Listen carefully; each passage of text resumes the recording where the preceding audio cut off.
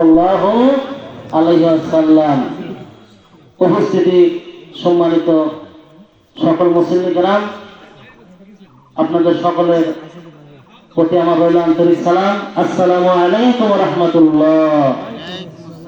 আপনারা সবাই ভালো আছেন? আলহামদুলিল্লাহ, আমি ভালো আছি।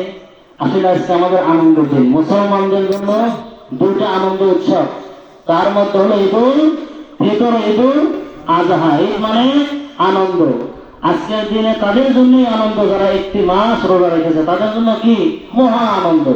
আর যারা রোজা রাখে নাই ওরাই আনন্দ পাবেও না। আল্লাহ রাব্বুল আলামিনের কাছে লাখ কোটি শুকরিয়া যে আল্লাহ তাআলা আমাকে আপনাকে একটি মাস রোজা রাখিয়ে এই পবিত্র ঈদগাহ মাঠে এসে আমাদের জন্য বসার মতো তৌফিক দান করছে। প্রাণ খুলে আমার বলে আলহামদুলিল্লাহ। আল্লাহর প্রতি যাদের ভয় আছে, যাদের ভালোবাসা আছে, তারা নামাজে আসবে। আল্লাহ বলে ইন্নাল্লাযীনা ইয়াখশাউনা রাব্বাহুম বিল গায়বি লাহুম মাগফিরাতুন ওয়া আজরুন কাবীর। যারা আমি আল্লাহকে না দেখে ভয় করে চলবে তাদের জন্য রয়েছে ক্ষমা ও মহা পুরস্কার। কার কথা? আল্লাহর কথা। তাই আল্লাহকে যারা ভয় করবে তারা এখানে আসবে, যারা ভয় করবে না তারা কি করবে? নামাজ পড়বে না, গুনাহ করবে। খুব ভালো করে মনে রাখবেন সম্মানিত উপস্থিতি, মানুষ যখন গুনাহ করে চারটা জিনিস সাক্ষী হয়। কয়টা জিনিস? আমি যতটুকু আলোচনা করি একটু সবাই মনোযোগ দিবেন, আশা করি কিছু তথ্য পাবেন। মানুষ যখন গুনাহ করে চারটা জিনিস সাক্ষী হয়। কয়টা জিনিস? আল্লাহ রাব্বুল আলামিন বলেন, পৃথিবীর মানুষ তোমরা শোনো, তোমরা যখন দুনিয়ার কোনো মানুষ যখন গুনাহ করে, আমার নবী বলে প্রত্যেকটা মানুষ যখন দুনিয়াতে গুনাহ করবে চারটা জিনিস ওই মানুষের বিপক্ষে সাক্ষী দিবে। তার এক নম্বর হলো আমার আল্লাহ রাব্বুল আলামিন। কে বলেন? আল্লাহ রাব্বুল আলামিন বলেন, এই বান্দা তুই গুনাহ করেছিস, আমি সরাসরি দেখেছি তুই এই গুনাহ করেছিস। ইন্নাহু আলিমুম বিযাতিস সুদূর। আল্লাহ বলে দুনিয়াতে তোমরা যা কিছু করো সব কিছু আমি দেখি। ওয়া আসিরু কাওলাকুম আইজহারু বিহি।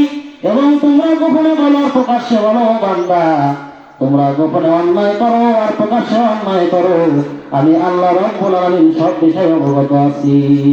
তাহলে প্রথম সাক্ষী কে বলেন? আল্লাহ বলেন, এই সাহাবীরা শোনো, মানুষ যখন মানুষ যখন গুনাহ করবে দুই নম্বর সাক্ষী হলো ফেরেশতারা। তারা বলেন, আল্লাহ রাব্বুল আলামিন বলেন, ওয়া ইন্না আলাইকুম লাহাফিজিন। আল্লাহ রাব্বুল আলামিন বলে তোমরা যা কিছু করো সব কিছু সংরক্ষণ করা হচ্ছে।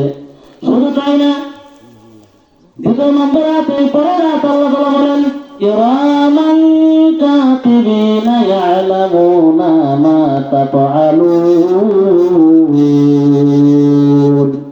ও মানুষ, তোমরা যখন যা কিছু করো তোমাদের কান্দে দুইজন সম্মানিত লেখক আছে, কিরামান আর কাতিবিন।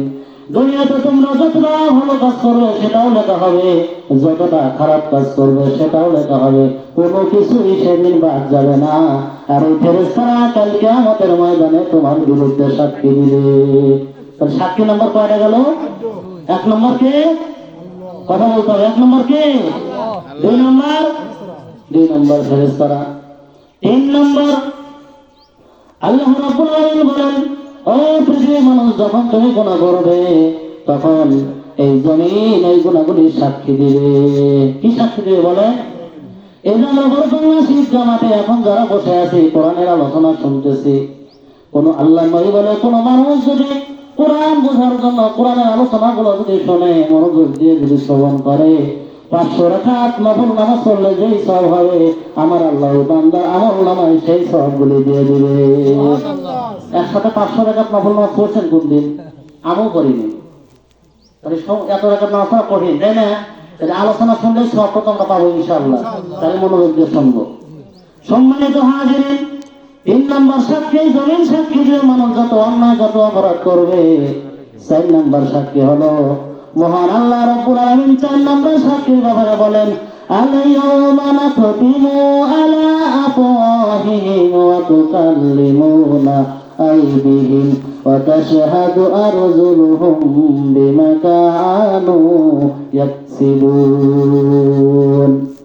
সূরা ইয়াসিনের 65 নম্বর আয়াতে এই আয়াতের তাফসীর কেন করেছেন সাইয়্যিদ কুতুব রাহমাতুল্লাহ আলাইহি।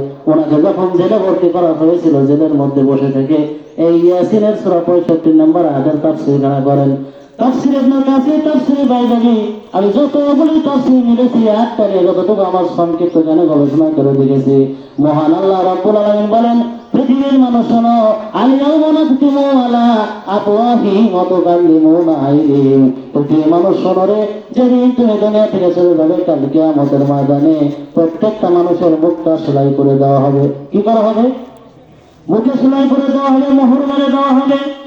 তাফসীরকারগণ বলেন, ওই মুখটা সেলাই করে দেওয়ার পর তার প্রত্যেকটা অঙ্গ প্রত্যঙ্গ সাক্ষী দিবে। হাত সাক্ষী দিবে, পা সাক্ষী দিবে।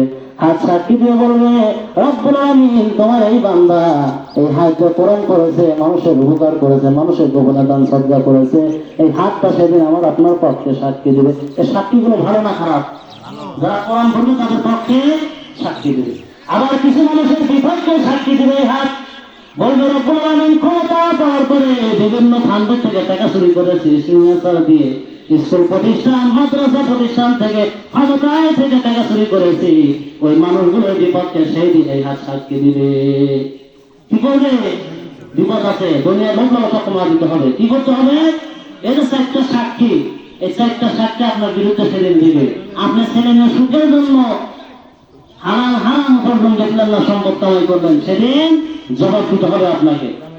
আল্লাহ বলেন, আলহাকুমুত তাকাসুরু হাত্তা যুরতুমুল মাকাবির কাল্লা সাওফা তা'লামুন সুম্মা কাল্লা সাওফা তা'লামুনা ইলমাল ইয়াকিন। আল্লাহ রাব্বুল আলামিন বলেন, পৃথিবীর মানুষ শোনো, প্রাচুর্যের প্রতিযোগিতা তোমাদের পাগল করেছে, সম্পদের প্রতিযোগিতা তোমাদের পাগল করেছে। ততক্ষণ পর্যন্ত তোমাদের হুঁশ ফিরবে না, জ্ঞান ফিরবে না, যতক্ষণ পর্যন্ত তোমরা কবরে না যাও। কোথায়? এ কথাটাই বানালাম তাফসীরের কথা, আল্লাহ তাআলার কথা। কার কথা? সূরা তাকাসসুরের মধ্যে আল্লাহ বলছে, মানুষ তোমাদের ততক্ষণ হুঁশ ফিরবে না, হাত্তা যুরতুমুল মাকাবির, যতক্ষণ পর্যন্ত তোমরা কবরে না যাও। তখন আমাদের হুঁশ ফিরবে কবরে যাওয়ার পরে, তখন ফিরে আসতে না লাগো হবে না। আল্লাহ বলেন, কাল্লা সাওফা তা'লামুন, এটা কিন্তু উচিত নয়, এটা কিন্তু সঙ্গত নয়। আবার বলেন, সুম্মা কাল্লা সাওফা তা'লামুন, আমি আবার বলি, এটা কিন্তু উচিত নয়, এটা কিন্তু সঙ্গত নয়। এরপর আল্লাহ বলেন, যদি নিশ্চিত জ্ঞান তোমাদের থাকতো, ইলমাল ইয়াকিন, যদি তোমাদের সঠিক জ্ঞান থাকতো, তাহলে তোমরা এই কাজগুলো করতে না।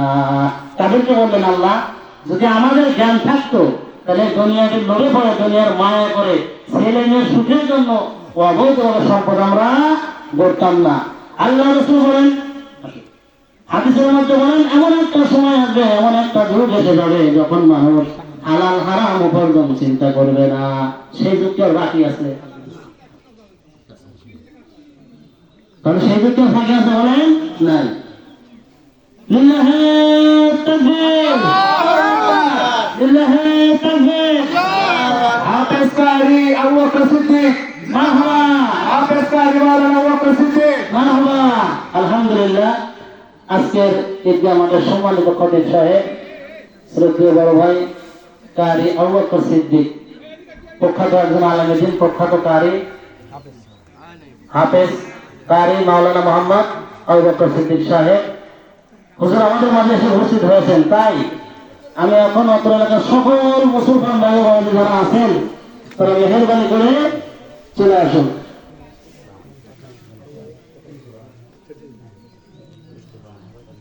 আলহামদুলিল্লাহ, আমার সংক্ষিপ্ত আলোচনা যতটুকু করেছি, যদি কোনো ভুল কিছু মুখ থেকে বের হয়ে যায়, মহান আল্লাহর কাছে ক্ষমা চাই।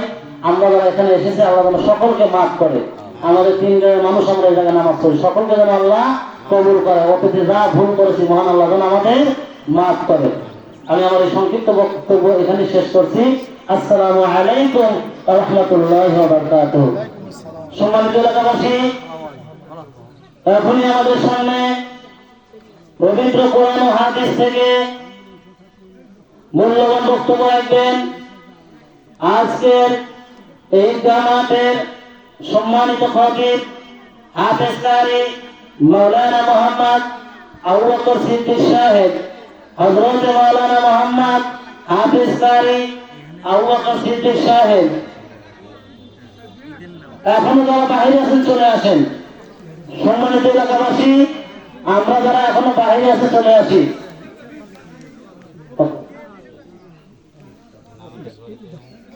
এখন আপনার সাথে যাবে